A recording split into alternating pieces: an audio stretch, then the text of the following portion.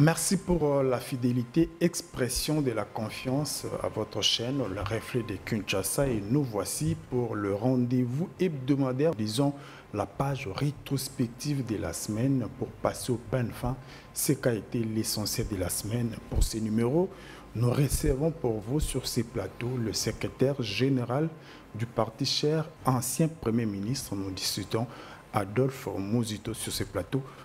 J'ai l'honneur de vous présenter le secrétaire général, M. Blanchard Mongomba, qui nous disons bonjour et bienvenue sur le plateau. Bonjour, merci de l'invitation. Ça, c'est une première de vous recevoir sur les plateaux de la page rétrospective. Bien sûr que vous êtes régulier sur la chaîne, sur nos différentes tranches d'animation et politique. Mais avant de parler de l'essentiel de l'actualité, concentrez plus sur la partie Est. Comment va le parti ? Non, le parti se porte plutôt bien, comme vous l'aviez si bien remarqué, pas plus tard que C17, puisque nous allons en parler, mais nous avions lancé un appel à la mobilisation sur toute l'étendue de la République. Vous avez vu, toutes les villes ont répondu, en tout cas plus ou moins toutes les villes ont répondu positivement. C'est la preuve que le parti se porte très bien. On est bien implanté, on répond par rapport à nos idées, par rapport à nos objectifs.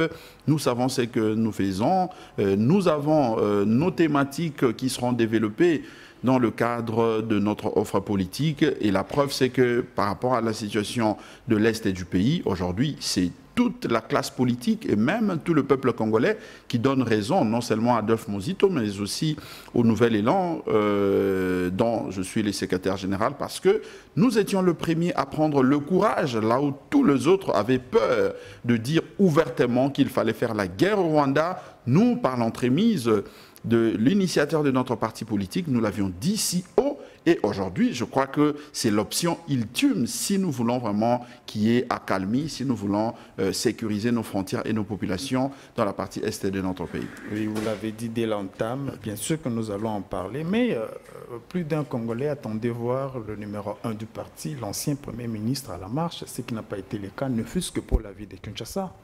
Bien, l'ancien Premier ministre Adolphe Muzito, initiateur du Nouvel Élan, est au four et au moulin. Parce que, vous savez, Nouvel Élan, c'est un jeune parti politique. Ça sera une première pour nous en 2023 d'aller aux élections. Et par rapport à ça, il doit faire tourner ses ménages, il doit être dans tous les fronts au même moment, le front diplomatique, le front en tout cas de terrain ici sur place, et ce qui fait que par rapport à cette marche du 17, il avait un agenda trop chargé. Il s'est retrouvé en Europe parce qu'il avait un rendez-vous ferme avec un certain nombre de partenaires. C'est vrai que c'est un voyage diplomatique où il va échanger avec un certain nombre de partenaires, mais aussi parler de questions de la République, notamment la question de l'Est. Ce qui fait que puisque la date avait été déjà, voilà, on ne pouvait pas repousser simplement parce que notre leader n'était pas là. Lui et nous tous, nous mettons en avant-plan le parti. Après les partis, ce sont les idées que nous portons au sein du parti. Après les idées, c'est la base, la masse qui nous porte. Et le leader vient en dernier lieu. Ce qui fait que malgré son absence, on ne pouvait pas déroger à cette date qui avait été choisie par le parti, c'est-à-dire la structure du parti avait arrêté la date, la base avait adopté cette date et les leaders ne pouvaient que se soumettre. Voilà pourquoi il était empêché et ça n'a pas empêché, je me permets la tautologie, au parti de respecter les rendez-vous. Avant de prendre cette actualité en image, si on posait au secrétaire général du Nouvel Élan, c'est quoi ce que vous avez ressenti dès le début de la marche jusqu'au point de chute? Est-ce un sentiment de satisfaction, un verre plein, à moitié plein, ou une satisfaction totale par rapport à la mobilisation? Deux sentiments. Le premier sentiment, c'est ces sentiments de satisfaction, effectivement, parce que je veux que le peuple congolais a pris conscience par l'appel de Nouvel Élan et de son initiateur Adolphe Muzito, j'ai compris que le peuple congolais ne restera plus, en tout cas naïf, le peuple congolais ne va plus laisser à ce que les agresseurs continuent à nous narguer tels qu'ils le font toujours dans la partie est de notre pays. C'est vrai qu'il y a quelques années, ici à Kinshasa, dans sa partie est, on a vu comment les Ndjilois, pour les indiquer, s'étaient comportés face aux agresseurs qui étaient entrés ici sur place à Kinshasa. Et aujourd'hui, je vu encore cette même ferveur, cette même volonté, cette même détermination de Congolais qui sont sortis de partout. Ce n'était pas que de militants de Nouvel Élan. Les Congolais ont répondu pour dire que c'en est de trop, nous devons en finir avec ces agresseurs, notamment le Rwanda et l'Ouganda, qui se cachent derrière le M23. Et puisque Adolphe Muzito et son parti Le Nouvel Élan sont ceux qui disent clairement qu'il faut faire la guerre au Rwanda, nous, Congolais, nous allons appuyer cette marche pour montrer qu'on est prêt à aller au front, appuyer nos FARDC et finir cette guerre. Deuxième sentiment, c'est ces sentiments de satisfaction, une fois de plus, parce que lorsqu'on lance un appel à la mobilisation avec une idée préconcis, une idée bien déterminée, et que les gens répondent, ça montre que l'idée était, non seulement on est suivi en tant que parti politique, mais l'idée est portée par les Congolais. Et ce sont ces deux sentiments-là qui m'ont animé du début à la fin de notre marche, ce qui fait que malgré la distance, vous aviez remarqué que les gens n'étaient pas fatigués, les gens étaient même déterminés qu'on arrive jusqu'à l'ambassade pour sortir l'ambassadeur ougandais et sortir ses effets de manière à ce qu'il quitte le sol congolais. Mais comme nous, on est républicains, on est respectueux des engagements, l'hôtel de ville nous avait demandé de nous limiter au palais du peuple parce que selon eux, il fallait éviter d'entrer à la Gombe.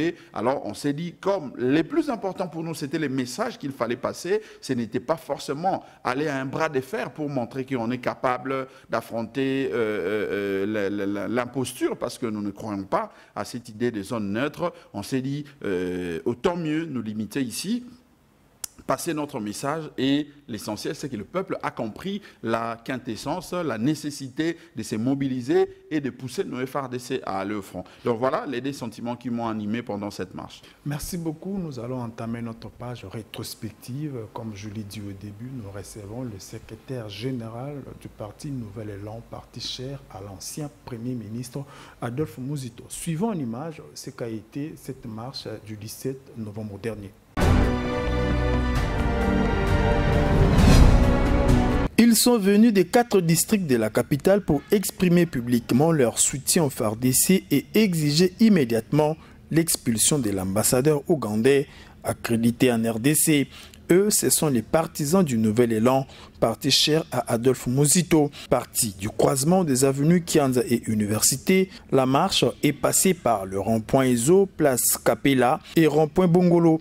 Sur leur banderole, on pouvait lire différents messages de soutien au FARDC, mais aussi les départs immédiats du représentant de l'Ouganda en RDC et la rupture de toute relation avec les Rwandais. Tout âge confondu, ces infatigables militants du parti de l'ancien Premier ministre congolais Adolphe Muzito sont passés par le boulevard triomphal avant d'atteindre l'Assemblée nationale comme point de chute où le secrétaire général Blanchard Mongomba présente les recommandations de son parti.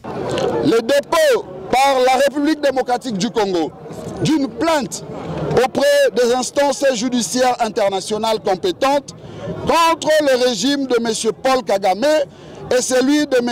Yoweri Kaguta Museveni, afin de les obliger à répondre de tous les crimes contre l'humanité commis en République démocratique du Congo depuis le 2 août 1998. 3.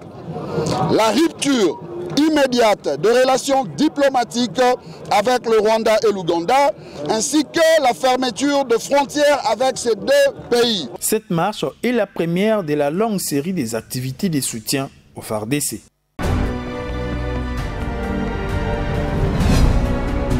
Monsieur Blanchard Mongomba, vous avez suivi, si je peux le dire, parce que vous êtes l'acteur de cette marche-là, 11 recommandations formulées au gouvernement congolais Pensez-vous que ça va porter solution, ça va donner des résultats?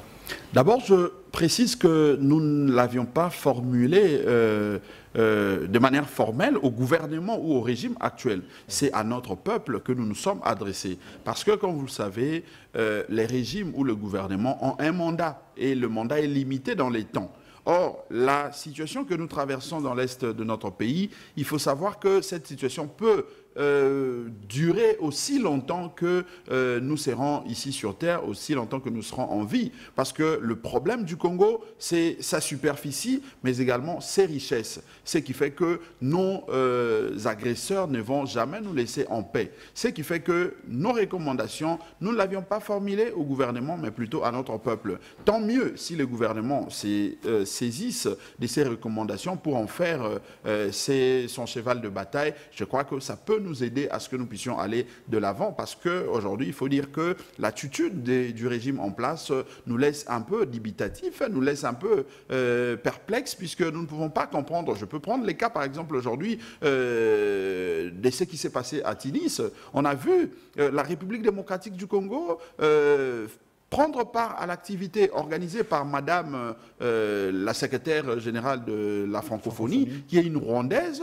Nous connaissons bien la position de son pays. Paul Kagame, parmi tant d'autres présidents, était là, mais au lieu de boycotter ces sommets, on a vu la République démocratique du Congo prendre part à ces sommets, même si... Ils ont refusé de prendre non, mais ça c'est un petit incident qui peut donner lieu au... Pas du tout. C'est vrai que ça peut donner, s'il y a une volonté ferme de créer effectivement ces rapports de force, mais à analyser ce qui s'est passé, moi personnellement, je note qu'il n'y a pas cette volonté de rompre, de montrer ses bras de fer. Donc, bref, je dirais que le gouvernement ou le régime actuel doit prendre ses responsabilités en main. Le régime doit savoir que le peuple est déterminé à l'accompagner, le peuple est déterminé à en finir avec ses agresseurs, mais le régime ne doit pas ramener le peuple en arrière. Le peuple est déterminé à en finir avec les agresseurs. Les régimes doivent comprendre qu'il doit marcher des pairs, il doit marcher dans la même direction que notre peuple, puisque c'est le peuple qui est le souverain. Mais si le régime ne comprend pas ça, eh bien, nous allons maintenir notre position et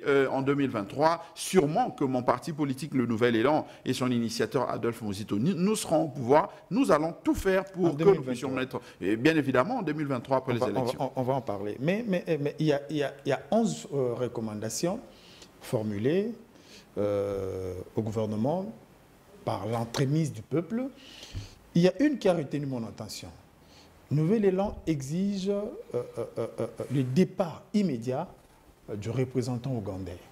Alors que l'Ouganda fait partie des forces de la sous-région qui arrivent. Après le Kenya, c'est l'Ouganda qui va envoyer ses troupes.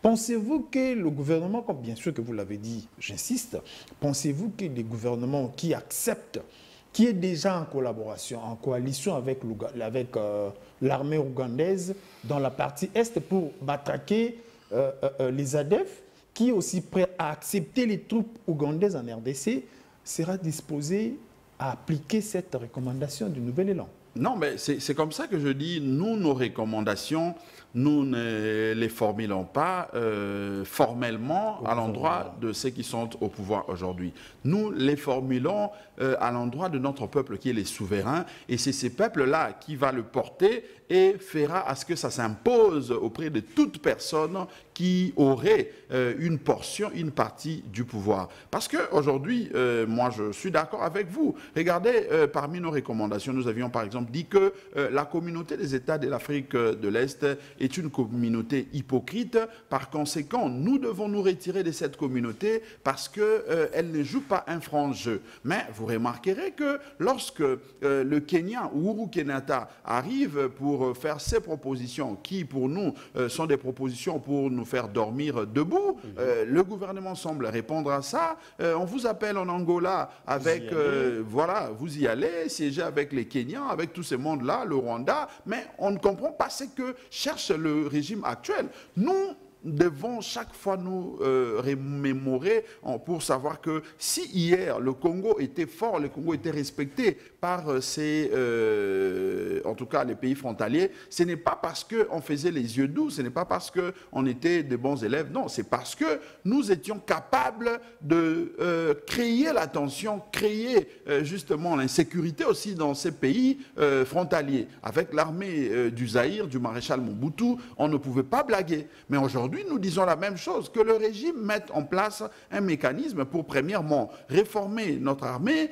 recruter les bons éléments, mettre le moyen à leur disposition, acheter les matériels, les munitions pour leur permettre d'être capables de faire reculer nos adversaires. Mais on sent qu'on veut toujours nous amener dans des conciliabules, on veut toujours nous amener dans des négociations et autres. Malheureusement, le voie diplomatique qui n'aboutissent à rien. Parce que depuis plus de 25 ans, les Congo est lancé. Le Congo, on nous a imposé cette guerre, mais chaque fois, on nous demande de dialoguer avec des adversaires, de dialoguer avec des gens. Conséquence, nous avons des infiltrés ici. Je vais prendre une petite parenthèse. Je t'ai surpris, moi, d'apprendre que le DG, l'ancien DG de la SNEL, qui est aux arrêts actuellement, était un Rwandais.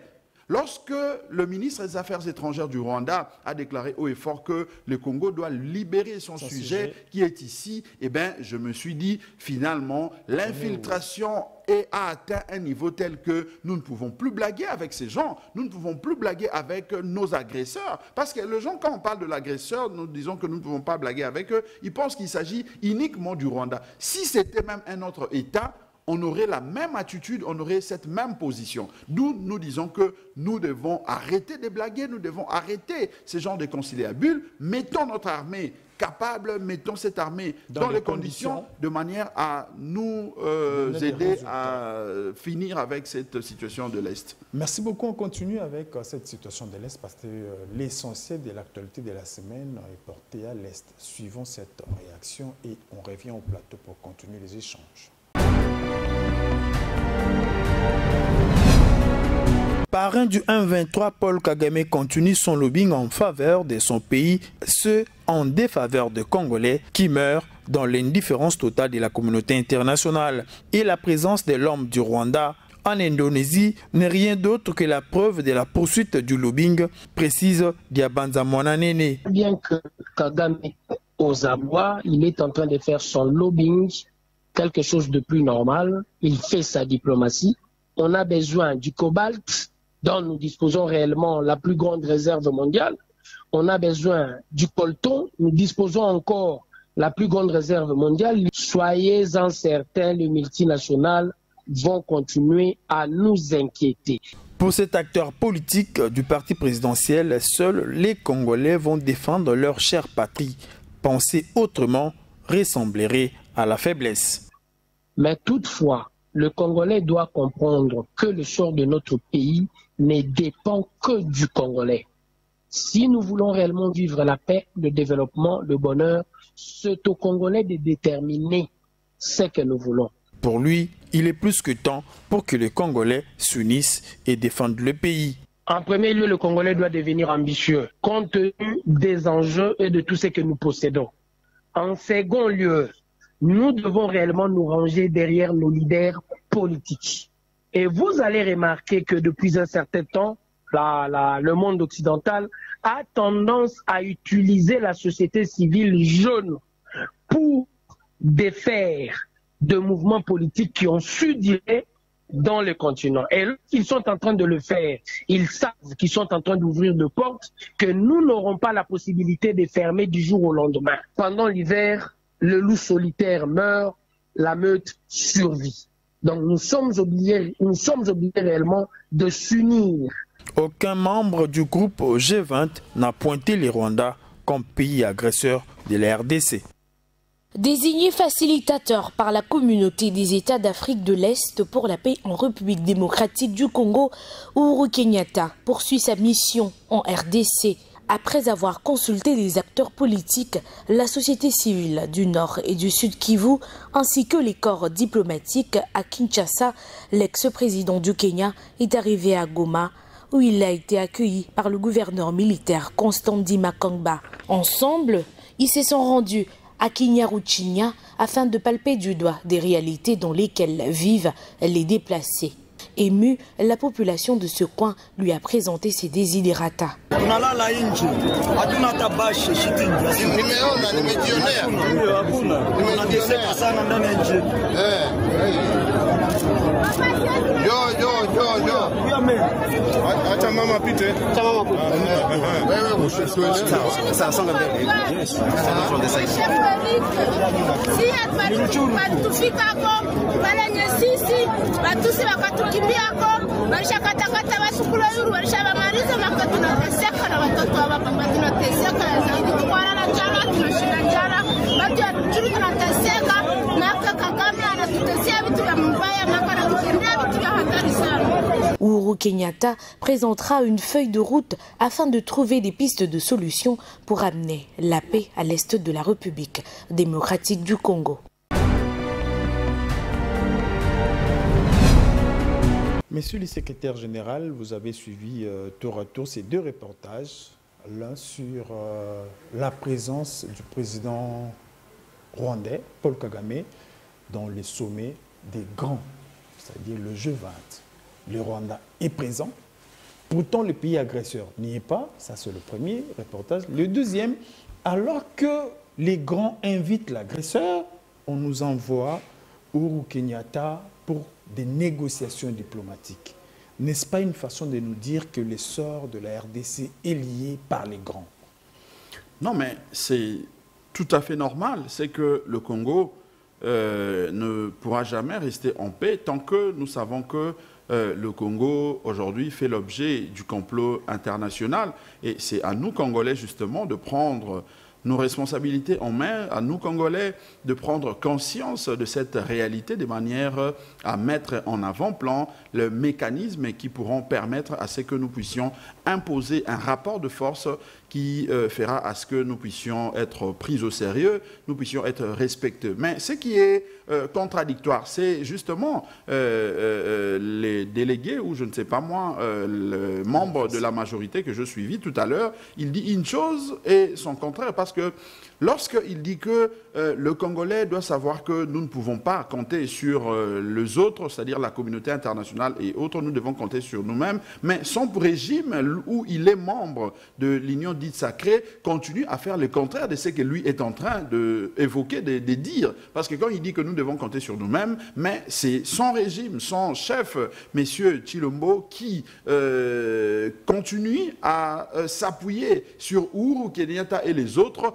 pour nous apporter la paix ici. Conséquence, c'est que Uhuru Kenyatta, qui se déplace déjà lorsqu'il arrive ici au Congo, à Kinshasa, je n'ai vu nulle part où il a reçu les opposants. Je m'attendais à ce qu'il reçoive par exemple Martin Fayulu ou son délégué, qu'il reçoive Adolphe Mozito, et puis voilà. Mais il n'a reçu personne. Il est allé consulter son frère, c'est-à-dire le représentant de son frère, M. Tshisekedi, M. Tshilombo. C'est le chef de l'État qui gère les problèmes, le quotidien. Non, mais ce n'est pas le chef de l'État qui connaît... La guerre, c'est le gouvernement, c'est la présidence. Oui, mais si le gouvernement aujourd'hui est incapable d'apporter les solutions, je crois que la société civile et l'opposition peuvent servir aussi d'alternative de manière à présenter ce qui peut nous aider justement à sortir de la situation. Mais malheureusement, Uhuru Kenyatta est venu en promenade de santé.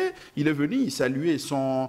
puisque c'est lui qui était justement le parrain de ses pouvoirs. Il est venu voir son fils, M. Tshilombo. Et puis il va à l'Est, il est allé confirmer son Swahili. Ben voilà, et puis il retourne, il va faire un discours comme quoi Kagame doit retirer voilà, qui soutiennent les M23, comme si Kagame vraiment est un bon élève qui va dire, ben voilà, Uhuru Kenyatta a parlé, je dois obtempérer. Non, ça c'est nous vraiment nous flouer, c'est vraiment nous laisser comme de petits enfants. Or, nous disons qu'il n'est pas question de continuer à attendre quelque chose de cette communauté dite internationale. Le Congo doit se prendre au sérieux. Nous devons savoir que nous ne serons jamais en paix tant que nous aurons toujours nos 2 345 900 km², nous ne serons pas en paix tant que nous aurons toujours les potentialités que nous avons au niveau de nos minéraux et autres. Ce qui fait que c'est à nous même d'imposer ce que nous voulons au niveau de la communauté internationale. C'est à nous d'imposer le respect que nous voulons vis-à-vis des étrangers ou de ceux qui pensent nous déstabiliser pour nos richesses. Maître Blanchard, comme j'aime bien parfois l'appeler, vous appelez Avant de prendre ces derniers reportages, une idée, une image m'a traversé la tête. Je reviens sur la marche du 17. Nouvel élan à mobiliser, mais on n'a pas vu certains de vos alliés, grands membres de la MOCA, prendre part. À vous attendre comme si vous êtes toujours de la MOCA. Parce que vous taxez, vous pointez le gouvernement, vous pointez la présidence de la République, vous dénoncez ce qui ne marche pas. Est-ce que, si on posait la question maintenant, avant de prendre le dernier reportage ici, en une minute, c'est quoi votre position par rapport à la MOCA? D'abord, le premier élément, c'est que la MOCA n'est pas un parti politique, moins encore un regroupement politique. Ce qui fait que chaque parti membre de cette plateforme politique des résistances a le droit et l'indépendance, je dirais la liberté, de mener ses actions, ses activités de manière, en tout cas, individuelle. Et ça, pour le confirmer, c'est bien ancré, c'est bien défini dans la convention qui régit le fonctionnement et l'organisation de la plateforme politique de résistance, la MOCA, en son article 6, alinéa 2. Ce qui fait que lorsque, par exemple, Martin Fayulu devrait retourner sur Kinshasa le 13 novembre passé, les idées par l'entremise de mon collègue, le professeur Devos Kitoko, avait saisi l'hôtel des villes. Je crois que vous aviez vu sa lettre circuler dans les réseaux sociaux où il écrivait sur un papier en tête décidé, il informait du retour de l'activité qui devrait couronner justement le retour du président Martin Fayulu. De la même façon, de la même manière que Nouvel Élan, par mon entremise, nous avions saisi le gouverneur de la ville pour informer de l'activité que nous avions prévu organiser le 17 novembre passé. Ce qui a été fait, mais comme nous l'avions dit, c'était sur initiative de Nouvel Élan, mais les portes n'étaient pas fermées. Pour preuve, c'est qu'il y a eu plusieurs organisations de la société civile qui avaient répondu présent. Il y a eu certains partis politiques qui étaient venus marcher avec nous un peu partout, puisque la marche, il faut aussi noter que c'était une marche nationale sur toute l'étendue de la République, toutes les grandes villes du Congo. Les militantes et militants du Nouvel Élan ont marché parce que nous avions voulu de cette activité, une activité nationale pour montrer justement la capacité des Congolais de résister face à l'agression que nous subissons dans la partie Est. Bref, je dirais que la position de Nouvel Élan, c'est cette position qui consiste à dire que nous sommes dans la MOCA comme membres de la plateforme politique de résistance, mais nous continuons à développer nos idées parce que au-delà de la résistance que nous menons aujourd'hui pour avoir les bonnes élections en 2023, nous devons déjà commencer à nous préparer avec une offre politique, avec nos idées, avec un programme, de manière à convaincre notre peuple en 2023 lors de la campagne, de sorte que nous puissions présenter l'alternative au pouvoir actuel. Puisque si nous reprochons par exemple le fait que le régime actuel n'arrive pas à avoir une position tranchée, une position ferme face à l'insécurité dans la partie Est de notre pays, nous, Nouvel Élan, nous avons des solutions fermes et tranchées de manière à retourner, à recouvrir la paix dans cette partie. Les questions liées au social de notre peuple, les questions liées à la santé et tant d'autres, nous avons des alternatives de propositions. Ce qui fait que nous ne pouvons pas nous cramponner, nous embrigader autour de ce que nous pouvons dans la résistance, simplement sans pour autant préparer, avoir une perspective par rapport à ce qui va arriver en 2023. Puisque nous comptons gouverner, puisque nous comptons avoir le pouvoir, eh bien, nous devons nous préparer de maintenant. Merci beaucoup. Chutons avec cette dernière sélection de la semaine.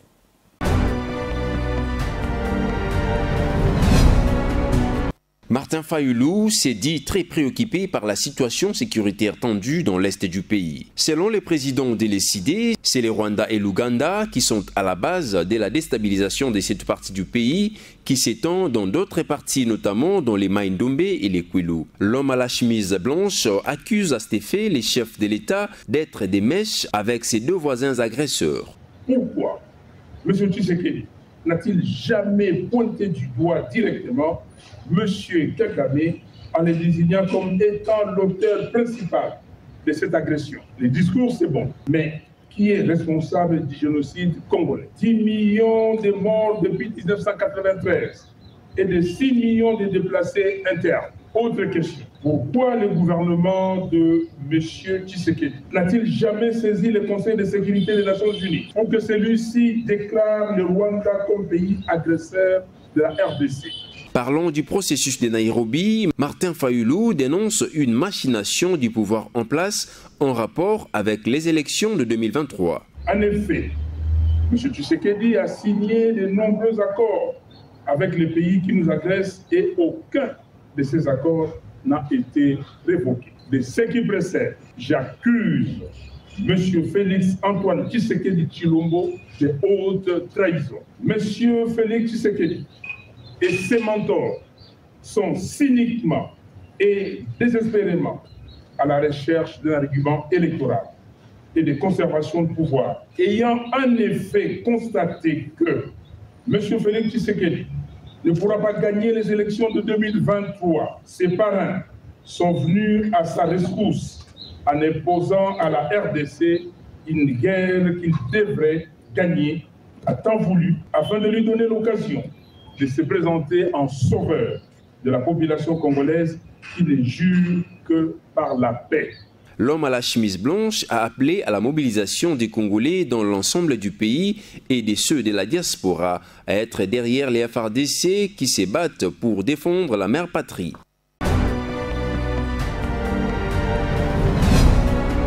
Monsieur Blanchard Mongomba, cadre du Nouvel Élan, cadre de la Mouka, allais-je dire, Monsieur Blanchard Mongomba, cadre de la Mouka, secrétaire général du Nouvel Élan. Vous avez suivi le président de l'ECD, Martin Fayulu, dès son arrivée au pays. Ça, c'est sa première sortie. Là, vous le prenez comme président de l'ECD ou vous le prenez comme numéro 1 ou gestionnaire, un des acteurs de la Mouka. Ça, c'est un des deux.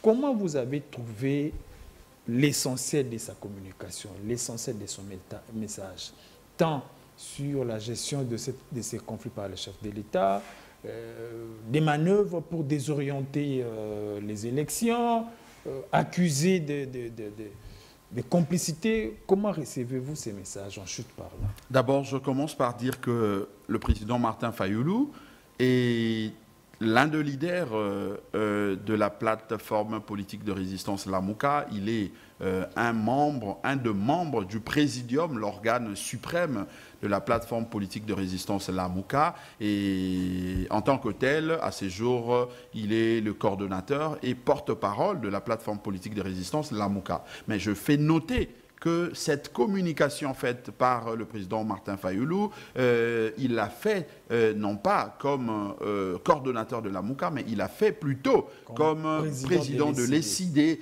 Et à ce titre, je trouve que l'homme est resté fidèle à ses principes, fidèle à ses idéaux, ce qui est normal. Il a démontré que M. Tshisekedi Tshilombo doit être jugé de haute trahison.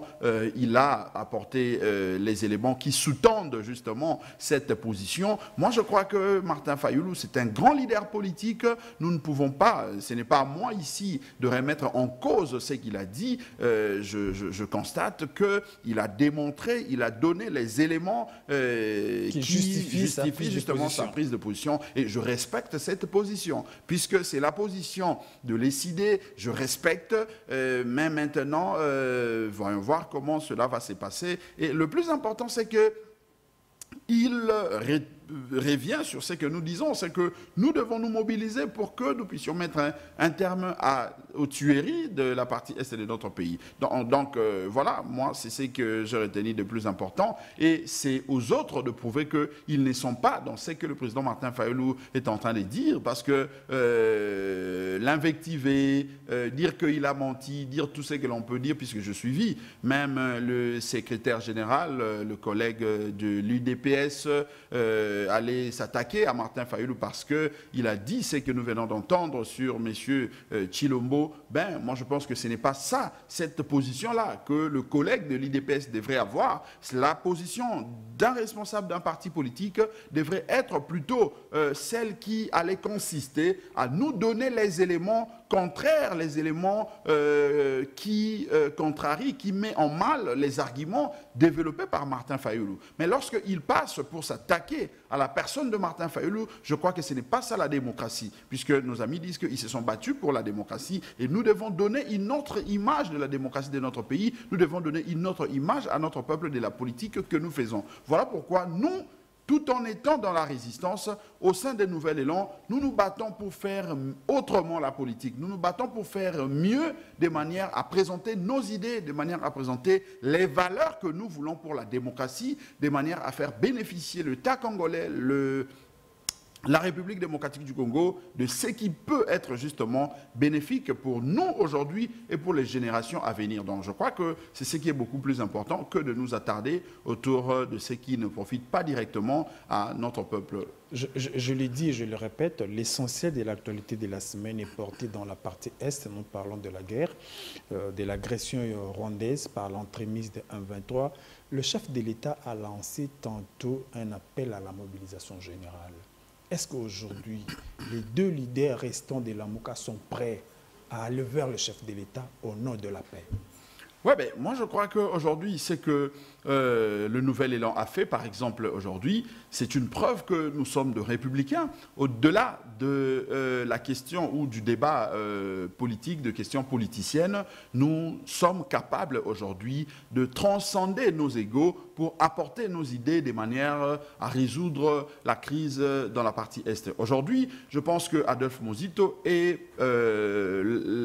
ces rares leaders politiques en République démocratique du Congo qui pondent les idées, qui apportent ces solutions en termes d'idées pour essayer de trouver des solutions. Le plus important n'est pas d'aller auprès de M. Tshisekedi, M. Tshilombo, le plus important n'est pas d'aller l'embrasser, d'aller les rencontrer, mais le plus important pour nous, c'est de présenter les idées que vous pensez être mieux pour apporter la solution. Nous, que... Est-ce que vous l'avez déjà fait?